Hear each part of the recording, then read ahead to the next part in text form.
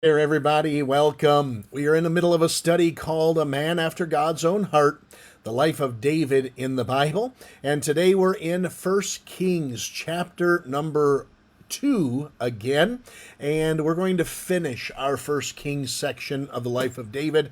We've covered First Samuel from chapters 16 on to the end. We covered the whole book of Second Samuel, and we covered First Kings chapter 1, and today we'll finish chapter 2. We did start it yesterday, and we got to the death of David, verses 10 and 11. So David slept with his fathers and was buried in the city of David. And the days that David reigned over Israel were 40 years. 7 years reigned he in Hebron, and 33 years reigned he in Jerusalem. And so the rest of the chapter clearly isn't going to talk about David because he is dead at this point. But his son Solomon is going to do a couple things on behalf of his father. David talked to him about this. He said, kill Joab, be good to Barzillai, and kill Shimei. So we're going to call this particular passage and lesson the Solomon dealing with David's enemies. And so that's what's happening. Let's pick it up in 1 Kings chapter 2, verse number 13. And Adonijah, the son of Haggith, came to Bathsheba, the mother of Solomon, and she said, comest thou peaceably? And he said, peaceably. So remember in chapter 1, we saw Adonijah try to steal the throne from David and Solomon, and David ends up pushing Solomon through as his heir to the throne, and Adonijah is told to back off and don't do anything like this again. Adonijah asked Solomon for mercy. Solomon said, if you're a good man, I'll leave you alone, but if you step out of bounds, I'm going to kill you. So now Adonijah has an idea. He comes to Bathsheba, and he asks to see her.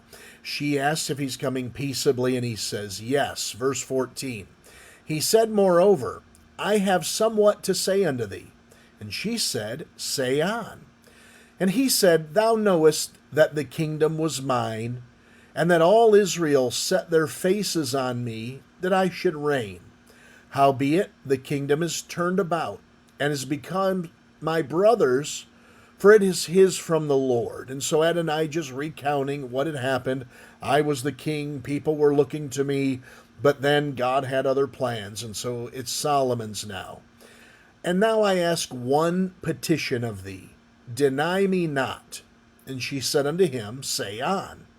And he said, speak, I pray thee, unto Solomon the king, for he will not say thee nay, that he give me Abishag the Shunammite to wife. And Bathsheba said, well, I will speak for thee unto the king. So Adonijah is going to Bathsheba, and he's asking her to go to Solomon for him and ask that Abishag be given to him as a wife. Now, if you don't remember who Abishag is, in chapter number 1 of 1 Kings, the first 6, I think, verses tell us about Abishag.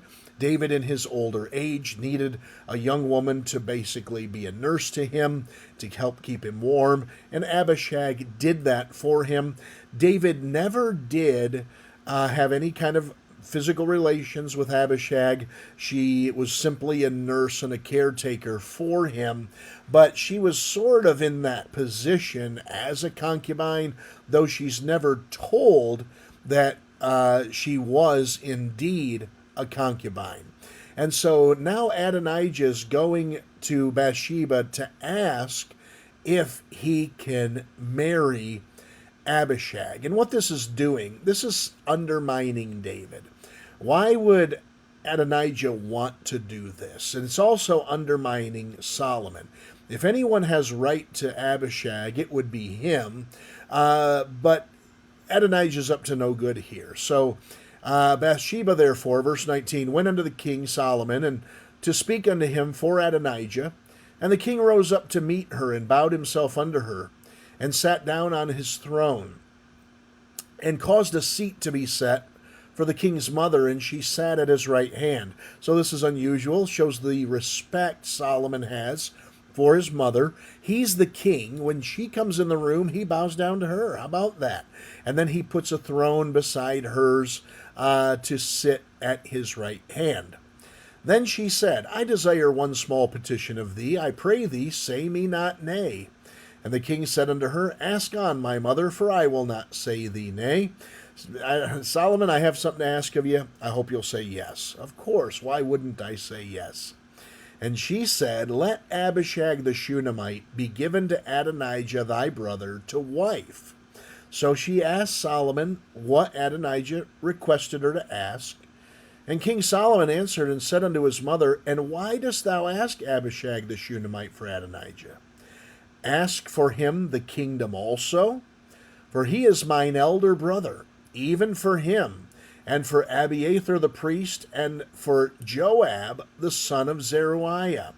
And so it could be, and forgive my ignorance, because Adonijah's older than Solomon, he would have been more rightfully an heir to the throne. In fact, may have been the direct heir to the throne. And had he been given Abishag as the king's nursemaid or concubine, whatever you'd like to call her, it could be that that would make the kingdom more rightfully his. And so Solomon says, you want to ask Abishag for him? Do you ask the kingdom also for him? Then King Solomon sware by the Lord, saying, God do so to me, and more also, if Adonijah have not spoken this word against his own life. So he says, if I'm not wrong, Adonijah's behind all of this. Now therefore, as the Lord liveth, which hath established me, and set me on the throne of David my father, and who hath made me an house as he promised, Adonijah shall be put to death this day. So Solomon is calling for Adonijah's head. And King Solomon sent by the hand of Benaiah, the son of Jehoiada, and he fell upon him that he died. So not only did Adonijah not get Abishag as a wife, but it was basically a suicide mission, and Solomon has him killed. So Adonijah's out of the picture. Let's see who else Solomon deals with. And unto Abiathar the priest said the king, Get thee to Anathoth unto thine own fields, for thou art worthy of death. But I will not at this time put thee to death, because thou bearest the ark of the Lord God before David my father, and because thou hast been afflicted in all wherein my father was afflicted.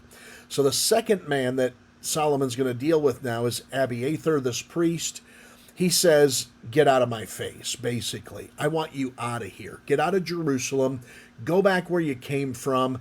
You deserve to die, but I'm not going to kill you. And I'm not going to kill you because you're a priest who bore the ark, and you did stand beside my father, and you went through everything that he went through for his sake. So I'm going to let you live. So Solomon thrust out Abiathar from being priest unto the Lord, that he might fulfill the word of the Lord, which he spake concerning the house of Eli in Shiloh. Then tidings came to Joab. So now Joab's going to be dealt with. We deal with Adonijah. We dealt with Abiathar. Now Joab. For Joab had turned after Adonijah, though he turned not after Absalom. And Joab fled unto the tabernacle of the Lord and caught hold on the horns of the altar.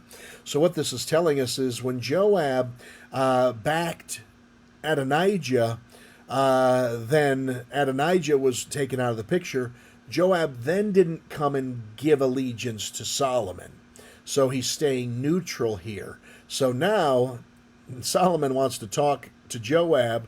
Joab goes and grabs the horns of the altar, just like Adonijah did, seeking mercy. And it was told King Solomon that Joab was fled unto the tabernacle of the Lord, and behold, he is by the altar.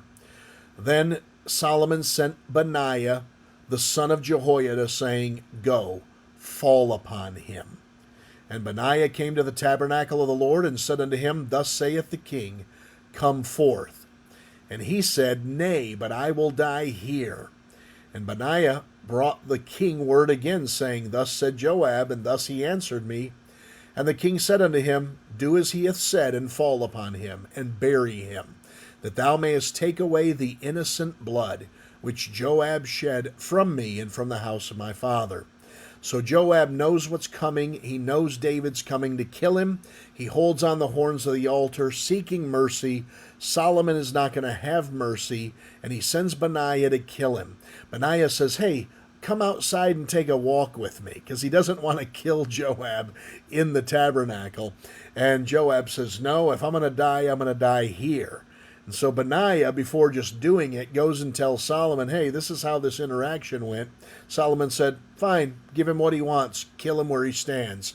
And so Benaiah killed him there. The Lord shall return his blood upon his own head, who fell upon 2 men more righteous and better than he, and slew them with the sword. My father David, not knowing thereof, to wit, Abner the son of Ner, captain of the host of Israel, and Amasa the son of Jether, captain of the host of Judah. Their blood shall therefore return upon the head of Joab, and upon the head of his seed forever. But upon David, and upon his seed, and upon his house, and upon his throne, shall there be peace forever from the Lord. So Benaiah the son of Jehoiada went up, and fell upon him, and slew him, and he was buried in his own house in the wilderness. And so Benaiah does what he says, and Solomon then curses the lineage of Joab for what he did to Abner and Amasa. Verse 35. Then, and the king put Benaiah, the son of Jehoiada, in his room over the host.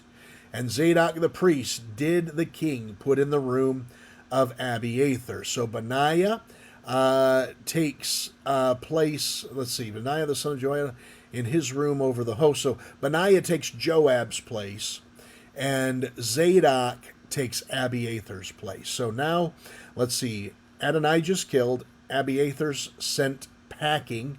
Joab is now killed. Now, let's go to Shimei, verse 36. And the king sent and called for Shimei, and said unto him, build thee an house in Jerusalem, and dwell there, and go not forth thence any whither. So Solomon's going to allow Shimei to live for now. But he says, I want you to stay in Jerusalem. For it shall be that on the day that thou goest out and passest over the brook Kidron, thou shalt know for certain that thou shalt surely die. Thy blood shall be upon thine own head. So he says, the day you leave is the day you die. And Shimei said unto the king, the saying is good. As my lord the king hath said it, so will thy servant do. And Shimei dwelt in Jerusalem many days. And it came to pass at the end of 3 years, can you guess what Shimei is going to do? He's not a very smart man. That 2 of the servants of Shimei ran away unto Achish, son of Maacah, king of Gath. And they told Shimei, saying, behold, thy servants be in Gath. And Shimei arose, and saddled his ass, and went to Gath to Achish to seek his servants. And Shimei went, and brought his servants from Gath. And it was told Solomon that Shimei had gone from Jerusalem to Gath, and was come again. And the king sent and called for Shimei, and said unto him, did I not make thee to swear by the Lord, and protested unto thee, saying, know for a certain, on the day thou goest out and walkest abroad any whither, that thou shalt surely die?